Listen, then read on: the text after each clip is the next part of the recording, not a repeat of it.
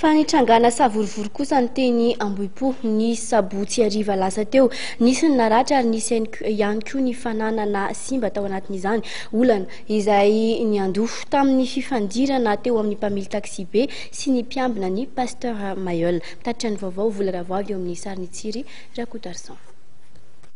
Olona iray naratra ary fiara tsy mataho-dalana any mpanorona ny fiangonana Apokalipsy ny pasteur Mayol Nomay.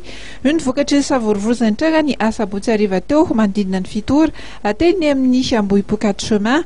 Olana teo amin'ny mpitondra taxi B 129 sy ny mpiambina ny pasteur Mayol nitarika ny fifandirana izay nihitatra tamin'ny fametrahana barazy, torabato ary fandorana fiara. Ny ody zany pasteur Mayol dia somary voapahan'ny taxi be zany ny lalana ka io moa zany efa mahazatra ny garde du corps ny pasteur Mayol raha vao misy manakana dia midiny regny garde du corps reny maniliniky dia rehefa tsy nisaka zany le taxi be tonga dia navoaka le chauffeur dia nampidirina tao anatin'ny 4x4 io dia nitarotaroana. Tezitra amin'izay manko zay tezitra amin'izay zany ny olona nahita an'izay fihetsika izay satria sady nanambana basy le garde du corps dia nampidirina tao anaty 4x4 dia nitarotaroana. Dia ny olona amin'izay zany tonga dia nanao barazy hoe tsy mety kosa ny fihetsika ohatran'izany satria le garde du corps tsy hoe mpitandro ny filaminana ka tonga dia mananjo hoe tonga dia hitondra olona ohatran'izany. Dia sakanan'ny olona teto moa zany le tomobile dia io moa zany ny farany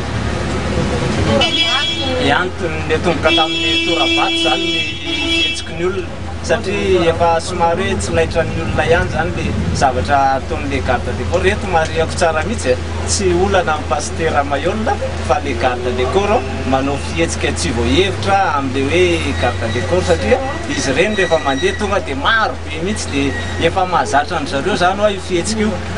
Araka ny fanazavana trano dia anjatony ireo olona nanao fihetsika tsena fanehoana tsy fifaliana tamin'ny fihetsiky ny mpiambina ny pasteur Mayol iny.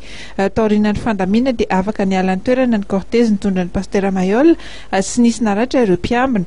Saingy mpikambana iray amin'ny voamiran'ny fandriampahalemana eo anivon'ny Fokotany Andohany Manitra kosa ny naratra teo amin'ny lohany vokatry ny torabato.